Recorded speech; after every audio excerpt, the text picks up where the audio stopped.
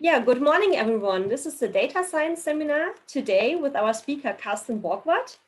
Before we start, there is a short introduction. First of all, please mute yourself. And after the talk, there is the opportunity to ask your questions, and you can do this directly to Karsten. So at the moment, I will hand over to Lena to introduce Karsten. Yeah, it's my very great pleasure to have Karsten today here in the seminar. He's a full professor of data mining at ETH Zurich, actually in the Department of Biosystems located in Basel. He was quite umtriebig in the most positive sense academically, studied biology in Oxford, computer science in Munich, then did his PhD also in Munich. And as a postdoc and later group leader and associate professor, he had positions in Cambridge, Tübingen, and finally Zurich. I probably missed something, but quite a lot. He's also fellow of Alice Health and Alice faculty member. And he has won numerous very prestigious awards and grants. I cannot list them all, but maybe for the Germans among us, it's interesting that the German news magazine Focus included him in a list of 25 individuals who could shape the next 25 years. So this was in 2018. And I actually remember when I first came across Karsten's name, this was, I don't know, many years back actually, and I read an article about him because he won some prestigious grants. And I remember him saying something like, well, you know, I was just with the right topic at the right location at the right time, very modest. That impressed me a lot at that time. And I can confirm that he has no star allure from my perspective. So it's really a pleasure working with him. And of course, his research is excellent, which is the main reason we invited him here today. So yeah, the stage is yours, Karsten. Thank you very much for the kind introduction and also the kind invitation to speak in this seminar. Yeah, I remember the statement. I was a bit inspired by a definition of personalized medicine that Barack Obama had given. He had said that personalized medicine is giving the right treatment to the right person at the right time. So maybe this is the source of my statement in a way. At least stylistically, it's like that. Good. So welcome everyone to my seminar. I'm really happy that there's such a large audience here. I'll go to full screen mode.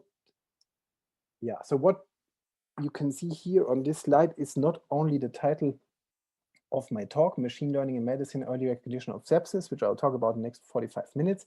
It's also a picture of the new department that ETH Zurich is building in Basel. So this will be the Department of Biosystems in Basel. Maybe some of you know Basel a bit. It's not that far from Heidelberg. This will be next to the Kinderspital, the Children's Hospital, and to the University Hospital Basel. So we are looking forward to moving to this new building in 2 years from now. That's also the background you can see here on Zoom. So when you think about, when you hear about machine learning in medicine and artificial intelligence in medicine, there's a lot of hype surrounding this topic at the moment. So I usually start my talks by like trying to take away the hype and define precisely what we mean by machine learning in medicine and how machine learning can contribute to medicine. To start from the very beginning, let's first define what I mean by machine learning in the following. So machine learning tries to detect statistical dependencies in large data sets. It's in that definition and in that sense also like a daughter of applied statistics and of computer science. As applied statistics, it is looking for statistical dependencies in real-world data sets. As computer science, it is trying to develop algorithms that can handle the large data sets that are the basis for this search for statistical dependencies. And now, and I think I can keep this part of the talk in this audience rather short, the wealth of health data that is now being collected all over the world in hospitals and research institutions provides a fantastic application domain for searching for these statistical dependencies, because the statistical dependencies in these health data sets can have a concrete meaning. They can contribute to a concrete goal, namely the goal to personalize medicine, to find out which properties of patients correlate with particular phenotypes of that patient or the future health development, the future health trajectory of that patient. So we hope to discover statistical dependencies in these health data sets that allow us to improve diagnosis, prognosis, and therapy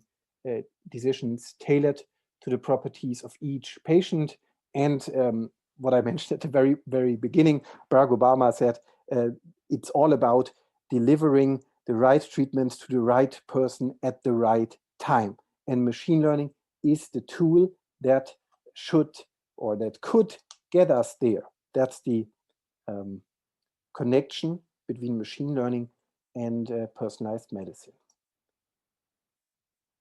Now, if you look at what's currently going on in terms of research in machine learning in medicine, then I think that three clusters of topic, three key topics clearly stand out. The first one, and I think also Lena's group is very interested in this, in the realm of surgery, is the automation of diagnoses and treatment. So in this first cluster, we try to build algorithms that can mimic what a doctor in the clinic can already do. I have here an example paper in which the authors build an algorithm that can count metastases in slides from women with breast cancer, in lymph node slides from women with breast cancer. That's a task that's usually performed by a human expert, and you need years of experience for doing this properly. And in this work, the authors proposed like a computer vision algorithm that tries to do the same. And in fact, already 3 years back, this algorithm was able to outperform all human doctors, except for a human doctor with many years of experience and without any time constraints. So it could beat this experienced doctor if the experienced doctor had to operate on a limited time budget, but not if the doctor had unlimited time. 3 years later, maybe the algorithm has improved enough to even reach this performance. But this is a prime example of where we try to automate the diagnosis, the expert knowledge of a human doctor in a machine, in an algorithm. Another example, actually quite famous example by now, is this artificial intelligence clinician by the groups of Anthony Gordon and Aldo Faisal that learns the optimal treatment strategies for sepsis in intensive care. So based on intensive care records, this reinforcement learning approach tries to come up with the optimal sequence of treatments that should be given to a patient that is suffering from sepsis. We'll learn more about sepsis in the remainder of this talk. And a third example is by Piers Keen's lab. So Piers Keen here and his group proposed a scheme in which doctors can train an algorithm to distinguish images that show healthy subjects and that show diseased subjects without the doctor having much coding experience. So the whole system should be so automated that the doctor just has to classify certain images in the training data set as being examples for cases, others as being examples for controls, and then Everything else, the computation of the model, the data management, and so on, should be handled by this automated system. So this is their vision of where all of this can go, that a doctor can, even without coding experience, interact with such a machine learning system and make it a supportive tool in the clinical day-to-day work. Now, a second big topic in machine learning in medicine is biomarker discovery. It's different from automation of diagnosis and treatment in the following sense. In automation of diagnosis and treatment, we are trying to mimic what human experts can already do.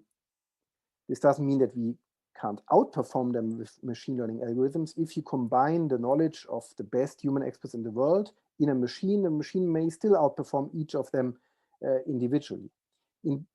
But still, we are trying to mimic something that already exists in terms of human experience or expertise. In biomarker discovery, we are trying to discover new biomedical knowledge. We are trying to discover connections that are unknown so far. And one example for that is the work from DeepMind, Tomasev et al., where they try to predict whether a patient will, within the next 48 hours, develop acute kidney injury based on the entire health record of that patient. And that's something that a human expert could not do to the same degree. A human expert could not handle this big data and this enormous volume of data that's available in the electronic health record and make a joint prediction based on that. So here, as an example, DeepMind is looking for biomarkers for imminent kidney injury. And the third big cluster within machine learning medicine is the whole field of biomedical data management. And this I mean in the broadest possible sense, reaching from the assembly of a genome to the administration, the management of the electronic health records in an entire country. This is a topic that is also of great commercial value. So an example from the town where my department is located, from Basel, is that Roche bought 2 years ago a startup, in fact, Flatiron Health, for $2 billion. And Flatiron Health structured records of cancer patients' treatments in a database. They had noticed that cancer patient treatment is only in a small percentage of all cases recorded in a structured and uniform fashion. And they created a structured database for that. And after a few years, after support from Google and so on, this company, this idea, if you want, was worth $2 billion to Roche. I think that says a lot about the importance of biomedical data management in all of its details and aspects. Now, what I'm going to talk about today are algorithms that we develop in order to predict sepsis early. It's an instance of this field of biomarker discovery. As you'll see in a minute, our ability to predict sepsis is quite limited so far, although sepsis is a very important syndrome and a major cause of death around the world. So this will be the focus of the remainder of my talk today. As you see here, I have 66 slides. I won't cover them all today. In fact, I'm presenting a tutorial here. I'll put emphasis on certain aspects that I hope will be most relevant to this audience. So why do we need biomarkers in sepsis? Sepsis arises when the body's response to an infection injures its own tissues and organs, and this then often results even in death. So it's the major cause of death in intensive care units around the world. The sources of sepsis are numerous. Pneumonia is a very prominent cause for sepsis, and you may also have heard that people who die from COVID often actually die from a sepsis that is induced by COVID. So various organs can be the starting point of a sepsis, but pneumonia is a primary condition that can result in a sepsis. And there are various symptoms of sepsis.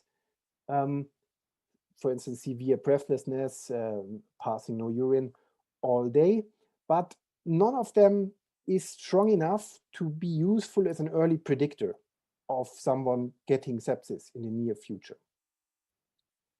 Sepsis has various stages, so we speak of sepsis, a septic shock, multi-organ failure, which are increasing intensities of having sepsis, and the ultimate state is then that you die from this syndrome. So multi-organ failure, the failure of 2 or more organs, has usually drastic consequences. And even if you recover from sepsis, there are post-sepsis symptoms, so you're not fully healthy again.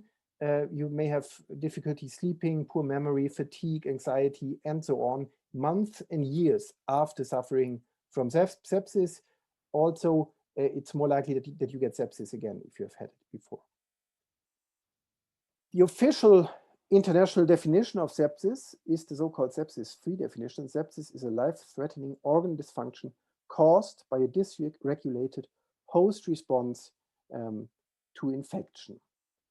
Now, the reason why it's so important to detect sepsis early, to recognize sepsis early, as the title of my talk says, is that the identification of a bacterial species in blood still takes between 1 and 2 days after you've taken the blood sample.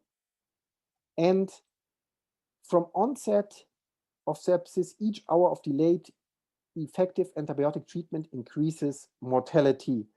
For the computer scientists among us, or for the non-medical researchers, the point is the following: sepsis is a form of organ dysfunction that results in an organ damage. So the earlier you can recognize this and take countermeasures in form of antibiotics, for example, the more you can reduce the organ damage that is being caused here. And the organ damage is then what leads to mortality and to these long-term consequences of sepsis, even if you survive a septic episode.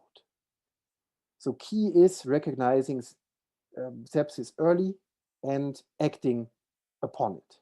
Detecting and treating sepsis earlier and better identifying high-risk subgroups is of highest clinical impact, as it says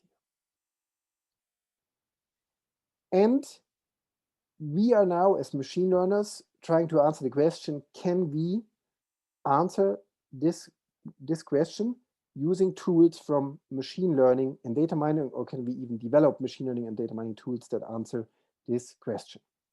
To describe it algorithmically, what we, in our first studies on this topic, put into the algorithm are the ICU, intensive care unit data that describe the health state of a patient.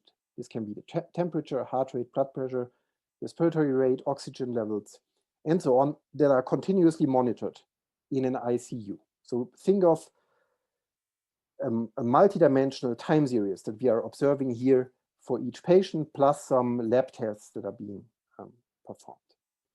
And then the output, so the phenotype that we try to predict with machine learning, is the onset of sepsis. Will sepsis occur within a certain time window in the future? Will this person suffer from septic shock or even die from sepsis? These would be typical output variables, typical endpoints that we try to predict using machine learning. And this kind of ICU data is increasingly becoming available around the world. In fact, in a collaborative effort, we also contributed to one of the intensive care unit data sets that's now being available on the central repository PhysioNet. So we contributed to the HIRIT data set, a collection of ICU data from Bern. Good, and with this input and output now defined, you can, from a machine learning or data mining point of view, take 2 perspectives on tackling this problem, or at least 2 perspectives we have taken so far. The first one is that we do something similar to an association mapping effort in genetics. We try to find episodes in these time series, time windows in these time series, whose trajectory is associated with the occurrence of a future endpoint, for instance, sepsis onset or shock or mortality. Second perspective is maybe more classic, the more classic machine learning approach, where we take all the information that we have on a patient up until time point t, and then we classify this time series into will develop sepsis or will not develop sepsis. So we treat it as a binary classification problem. And I'll mention our efforts or describe our efforts along these two perspectives in the following. I'll start with the first one because it's the less standard approach to the problem. Association mapping in clinical time series. What do we mean by that? So I visualize here a one-dimensional time series with an event here described by this dashed red line. So let's assume that at this red line here, sepsis occurs. Now, the question in time series-based association mapping would be, are there, before sepsis occurs, certain patterns, certain trajectories in the time series that describe the patients that tend to occur primarily before sepsis starts? So are there trajectories that are associated with developing sepsis in the near future? So this could be, as an example, such a spike in the blood pressure, or such a heavy variability here in the heart rate, or this deep spike here with a sudden increase in the respiratory rate. So are there such patterns that are associated with developing sepsis? That's the question that we are asking in this association mapping on time series. And the idea would be that in those patients where that do not develop sepsis, these patterns are absent, cannot be found. So this is visualized here on this slide.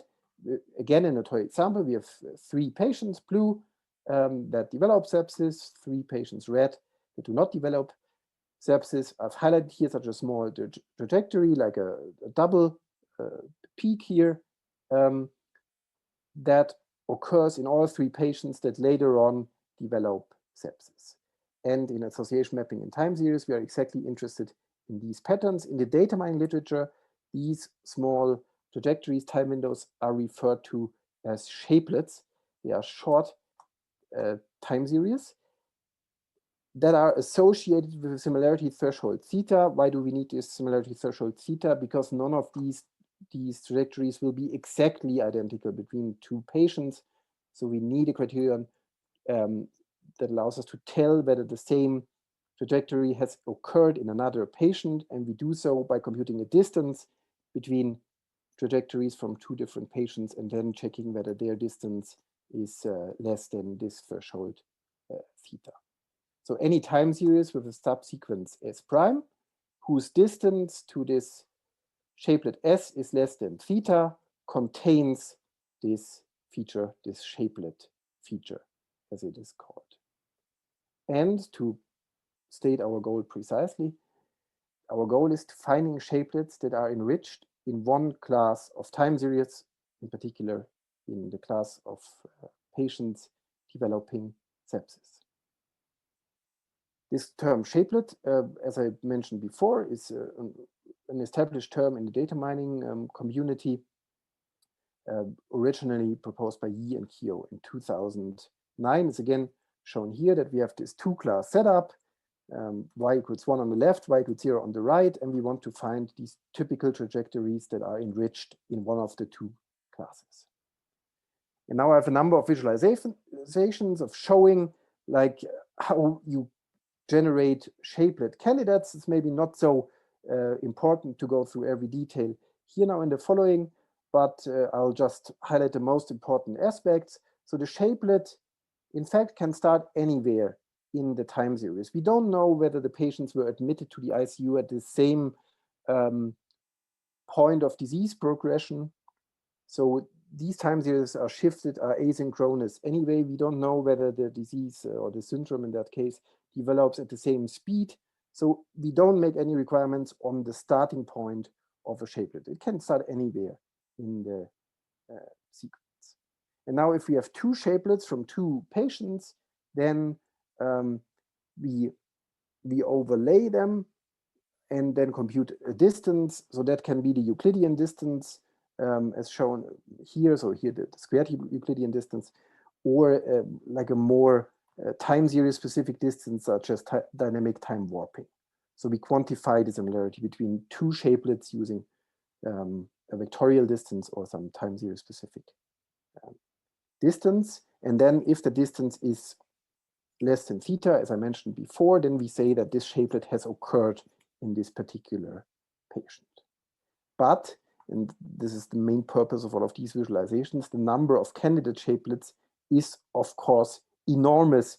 Every subsequence, every time interval from every single patient is a candidate shapelet that could be statistically significantly enriched in one of the two classes. So we can represent each shapelet candidate in form of a contingency table, where the rows here indicate the two classes. So y equals 1, those that develop sepsis, y equals 0, those that do not develop sepsis.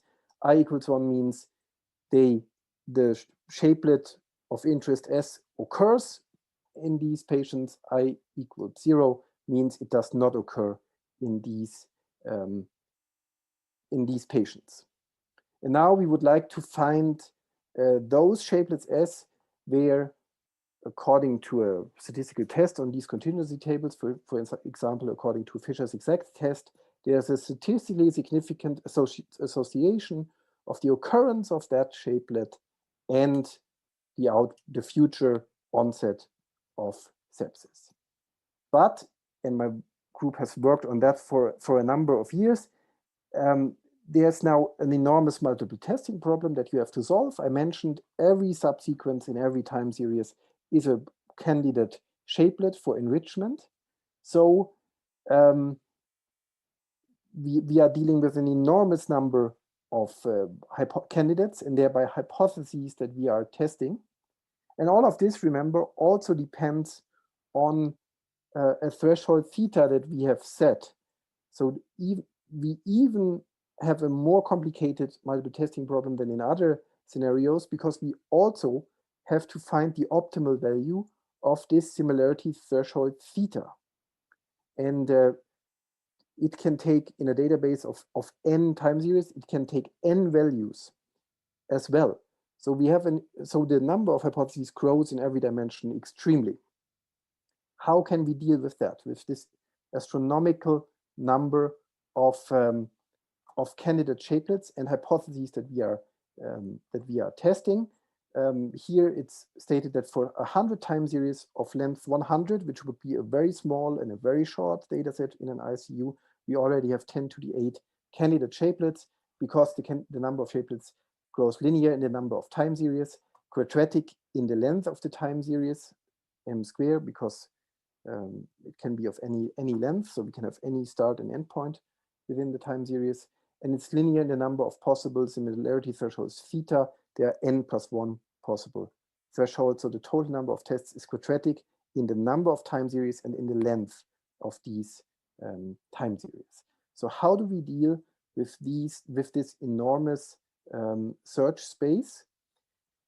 Well, we use a technique that we have now used in a number of studies, also in genetics, over the last few years, namely the so-called improved multiple testing correction by Terone. It's a form of Bonferroni correction that excludes certain tests. It excludes tests of hypotheses that under no circumstances can become significant. And I'll not go through every mathematical detail here, but I'll describe the main idea. So there is there is a frequency that is associated with a shapelet in a data set. That's the number of patients that carry a particular shapelet. And Theron's argument for improving multiple testing correction is the following. I have a plot for that, I think. Yeah, this one is the following. If a shapelet is very rare in a given data set, here in this plot, the x-axis is the frequency of a shapelet in a data set from 0 patients to all n patients. So if the shapelet is very rare, then the minimum p-value that this shapelet can achieve in this set of patients is not very low. So in Fisher's exact test, if you think about it, and in related tests, if you fix the frequency of an observation, there's a minimum p-value that this observation can achieve, namely if all instances of the shapelet occur in the cases, or if all of them occur in the controls. And if and you can compute this minimum p-value, and this minimum p-value is quite large for shapelets that are very rare in a data set, and it's very large here for shapelets that are very common in a data set. The intuition behind this is, if hardly anyone has a shapelet, it cannot be so strongly associated with developing sepsis. If everyone has that shapelet in the data set, it can also not be that strongly associated with having sepsis. And now, when you test very many shapelets, as we do in this time series mining application, it turns out, and that's Theron's main argument, that the minimum p-value a shapelet of a certain frequency can achieve is larger than the Bonferroni corrected significance threshold. So in other words, this shapelet is so rare or so common that it can under no circumstances reach statistical significance, because the minimum p-value it can achieve is still larger than the multiple testing corrected significance threshold. That's the idea. So the key idea is we ignore all rare and all very common shapelets. And now there are a lot of algorithmic details of that. So the number of shapelets and hypotheses that we correct for, of course, is interdependent on the number of shapelets that have a minimum p-value that could become, or that is below the significance threshold. These are the so-called testable shapelets, the shapelets that can reach significance, hypothetically. The untestable shapelets are those that cannot reach significance. But there's, as I said, there's an interdependence between the significance threshold and a testable, and the definition of a testable shapelet, because it is testable at a certain significance threshold. So you have to optimize both of these at the same time. The number of shapelets that you correct for, the number of testable shapelets you correct for, and the corresponding significance threshold. And we invested a lot of time into coming up with algorithms for doing that, for finding the optimal number of testable shapelets to account for. And the key benefit is that the number of testable shapelets will be much, much larger, and so will be much, much smaller than the number of all candidate shapelets, and therefore we will very much improve the statistical power of our approach. I have one plot here where I can demonstrate this with an example from graph mining. In fact, so here on the x-axis we have the number of features. In our context, this would be the number of shapelets. that we are considering. So in this example here, it's substructures of molecules, and we here quantify how many nodes there are in each of these substructures. And as we let the maximum size of these subgraphs grow, the number of tests, the correction factor here on the y-axis, goes to more than 10 to the 9, 10 to the 10, if we allow for subgraphs with 15 nodes. In our Shapelet example, that could be like a time window with 15 observations. So the number of candidates we have to consider goes into the billions quickly, whereas the number of testable subgraphs, or in our case, testable shapelets, remains around 10 to the 4. And that's a very interesting and very important empirical observation we made several years ago, that this difference between the testable shapelets, testable patterns would be the more general term, between the testable patterns and the raw number of candidate patterns is so enormous. It can be like order 10 to the 5 or 10 to the 6, as in this example. So if we only account for the testable shapelets and the testable patterns, we much improve our statistical power and our ability to detect, in our scenario, shapelets that are associated with the endpoint of sepsis. And even on these old graph mining chemoinformatics datasets, we suddenly found with this technique subgraphs that are associated with a particular molecular function. Good, so I'll keep this part very short. I just point to our work in this domain. So we worked on how to efficiently find the optimal number k of testable hypotheses. We developed a scheme how to account for the fact that there's a subset-superset relationship between shapelets. So some shapelets, some time windows are contained in another time window. So there's a subset-superset relationship between them. How can we account for that in the testing? We do so by Westphal-Young permutations. How can we account for categorical covariates, such as age or gender for the patients? We came up with a solution for that based on the Cochrane-Mantel-Haenszel test.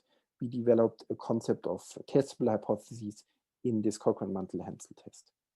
And can we develop in genetics or in the intensive care unit new association mapping approaches based on Tyrone Strick? So for a number of years, we worked on this in the context of genome-wide association studies. And in 2018, we started using this technique also on time series. What I described before was our work in this direction. This is the paper Borgwardt ISMB 2018.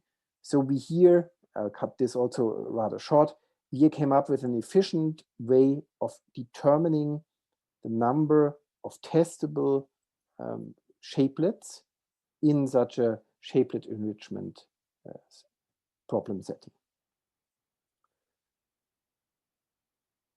Good, and then we applied this to sepsis patients, trying to identify shapelets that precede an onset of sepsis. Now, I could give a full talk about the question how to define the onset of sepsis. It's not very clear, or not unique, at least, how this can be done. How it's, so like the realm of possibilities include that is currently being used in literature is the following. So according to the sepsis 3 definition, there must be some suspicion of infection by the doctor. That usually means that the doctor gives antibiotics to the patient or takes a body fluid from the patient. And roughly at the same time, there must be an increase in an organ failure assessment score, in a score that reflects organ failure, the so-called SOFA score. So both this suspicion of infection and the increase in the SOFA score define in their co-occurrence the onset of sepsis. So that's the endpoint that we defined. And in fact, we were the first ones on these big public data sets to precisely define the onset of sepsis in these data sets according to the international definition of sepsis. Good, and then to cut a long story short, we discovered, in fact, shapelets that were associated with developing sepsis. So in heart rate, we had this variability in the heart rate. So 1 time step here is 30 minutes. So over a longer time horizon, the heart rate was going up and down in the sepsis patients. So that could be one potential biomarker.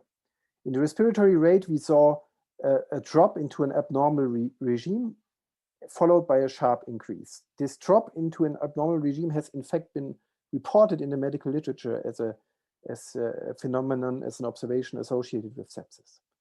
In the systolic blood pressure, we discovered a characteristic spike in those patients developing sepsis. Of course, this is like only the proof of principle. So far, we now have to take these findings to other data sets and see whether we can reproduce them there, whether we can validate them there. We are actively working on that, even at a national level. I'll come to that in a minute. We have developed software for this task of significant shapelet mining. Even if you mine significant shapelets, there are still a large number of them, so you get very many shapelets that are quite similar to each other. So this year we had a paper at ECCB, Gumsch et al., that clusters these shapelets and picks representative shapelets in this large space without destroying the validity of Tyrone's trick. So you can use it yourself. I'm happy to share the slides here. I summarize the findings that we have made in terms of significant pattern mining, but there's no need to go through it slowly now. I've mentioned the most important things we did already. So this concludes the first long part about association mapping in time series. I'll now quickly summarize in a few minutes the second part, namely predicting sepsis through time series classification. That's the more classic approach. That's the approach where you put the entire time series into a machine learning algorithm, and then the machine learning algorithm outputs a prediction of, yes, there will be sepsis in the future, or no, there will not be sepsis in the future. So we reviewed carefully the work that has already happened in this field, and we noticed a number of concerning facts. So one is that even on the same data set, a very commonly used data set is for this task is MIMIC3. Even on MIMIC3, there the number of sepsis cases that authors report can greatly vary on the same data set. That it's very varying. So even on that, there is no consensus. So we see here that even when Calvert et al., Kam et al. Use the same data set MIMIC2, the prevalence of sepsis within their study can differ by almost 5%. And it varies greatly among these different studies here as well. This is mainly due to the fact that the endpoint is defined differently. So some studies use this newer sepsis 3 definition. Some use a sepsis 2 or a variant thereof. Often they use variants if they don't have access to all variables that are necessary to compute the official full definition of sepsis, or they do a proxy of that they use a ICD-9 code and look at the SILS score. So there are very many ways of defining sepsis, and that leads to a different prevalence of sepsis in all of these data sets. And some of these approaches, in fact, are now being tested in randomized clinical trials. So that's an important point to make. So they are being brought to the clinic, and they check whether patient mortality reduces or length of stay reduces if the doctors have access to the predictions of these tools. But to cut a long story short, it's extremely hard to compare the performance of these different approaches because they differ in every aspect, in the definition of the endpoint, in the exact time point associated with the outbreak of sepsis, and even how they evaluate may differ in different studies here. So this is a summary of the different results that were obtained with these methods. So how the problem is usually approached is that you try to find out whether X hours before sepsis onset, the algorithm can predict that there will be a septic event in the future. So the x-axis here is the hours before sepsis onset, and the y-axis is the area under the ROC curve, or the area under the precision recurve curve. The further up we are, the better, and the further up we are at the left end of the y-axis, the earlier we can make good predictions. And I've mentioned that all of that comparing different algorithms that address this problem is extremely hard for a number of reasons, that the label definitions are heterogeneous, that label extraction is heterogeneous, that the studies don't provide code for extracting the labels, or even code for running their predictions. There's a danger of circularity, that you use the same variables or same observations for defining sepsis, as well as to predict sepsis. There's a difficulty in how to define control patients that do not develop sepsis. Which time window in their health record do you use as a control? And another problem is that only few studies report precision and recall, despite a considerable class imbalance between sepsis cases and non-sepsis cases. We did a systematic review on that, Moore et al., which is on medRxiv now, so you're welcome to read all the details about the difficulties in comparing sepsis prediction in the literature. We developed our own approach for this task based on multitask Gaussian process and a temporal convolutional network. So the multitask Gaussian process for imputing missing values in the time series, which is a very common problem in the temporal convolutional network for making the predictions. We compared to classic tools from data mining, dynamic time warping with a k-nearest neighbor classifier. We again defined sepsis on the MIMIC3 dataset. We optimized the parameters of our deep learning approach with the multitask Gaussian process integration, imputation of missing values in an end-to-end fashion. And we then obtained the following results, and that's worth to look at that for a minute.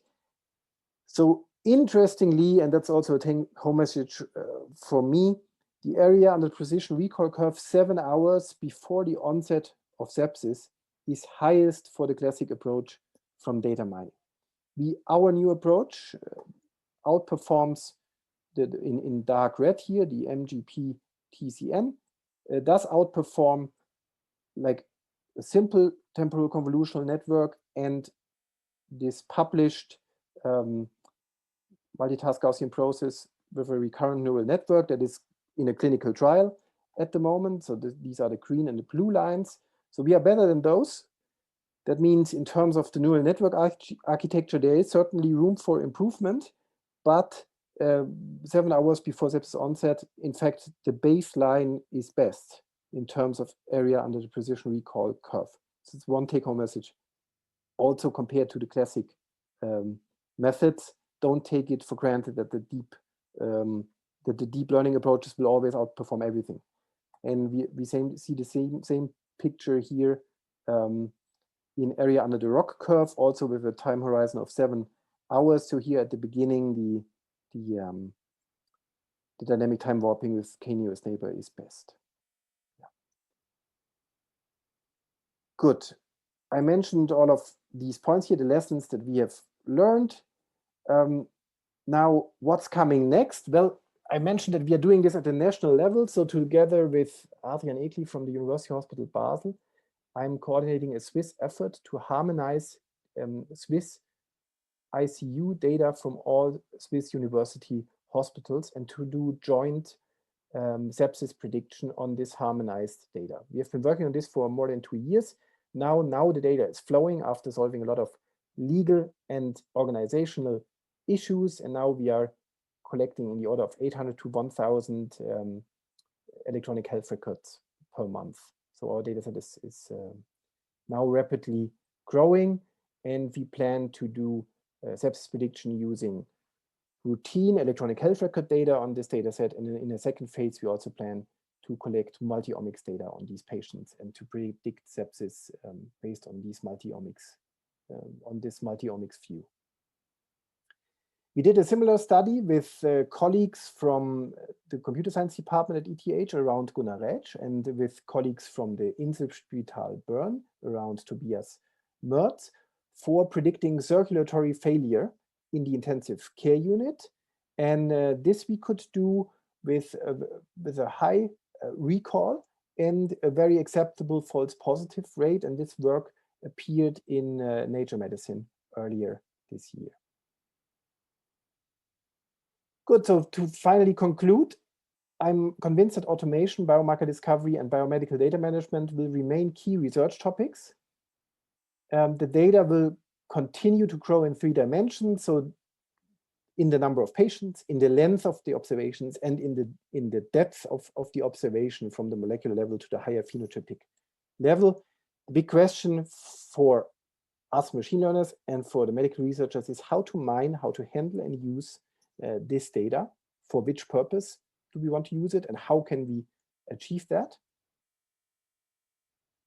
I talked about intensive care units today, but many branches of the life sciences face very similar or analogous problems. We also work a lot with the synthetic biologists at our department. They have in fact very similar questions, at least on an abstract mathematical level.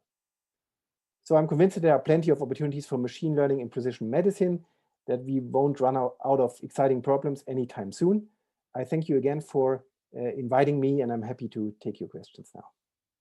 And I thank my group and our sponsors. Thank you very much, Karsten, for this comprehensive talk. And now we have the opportunity to start the interactive discussion round. And for this, you can all turn on your screen if you have a question. But first of all, I would hand over to Lena to start with the first question, if you want to. Okay, thanks, Doreen. I think we should keep only a few minutes because I think people have to leave. They normally leave at 12 o'clock. But yeah, many thanks, Karsten, for this. Very exciting. You know, we always get asked by our clinicians how much training data do they need to provide or annotate. And I was wondering if you have looked into this aspect of how much do you actually need to get similar results? So that's a very interesting question, because so when we apply Tyrone trick, the perspective is a bit different. Mm-hmm. We start from a given data set. So all the algorithmic magic we do there is making one strong assumption, which is that we have a data set of finite size. And our ability to search these enormous spaces of candidate shapelets depends, in fact, on this assumption that we have a data set of finite size. So it's the reverse. We start from a fixed data set size, and then if it is manageable enough, we can compute, we can search very complicated search spaces efficiently.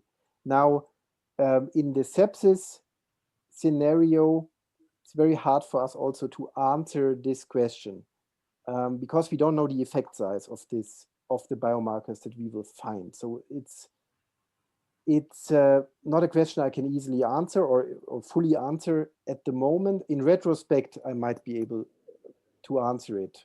I talked to very famous statisticians at ETH with exactly this question, and they also said, like, coming up with a number here, that would be a kind of black magic to know in advance, like, how many sepsis patients you really need for making this predictor work. Mm. Yeah. You can make strong assumptions on the effect size, and maybe then you can compute it. But whether these assumptions on the effect size are realistic, that's a totally different issue. Yeah, I mean, maybe empirically you could even find something, right? So if you, for example, your Shapelet method, if you just cut your data in half and would basically see whether you make the same findings then. The problem is that the Shapelet method, excuse me, The problem is that the Shapelet method is conditioned on the size of the dataset. So I totally change everything if I compare it on datasets of different size. So this conditioning on the dataset size is the strong assumption we make, and yeah, one could get some weird effects if one tried out different dataset sizes here. But in the sepsis setting, so in the predicting sepsis setting with national scale data, this is of course a fundamental question, the one you asked, like how big should these datasets be? Right now, our attitude is as large as possible. Must have been. Yeah. Doreen, there's also questions in the chat that have been asked a while ago. Yes. I can see them, in fact. Maybe I just go through them in the interest of time. Yeah. Yes, that would be perfectly. There's a question about the p-values and the class sizes, the class ratio between cases and controls.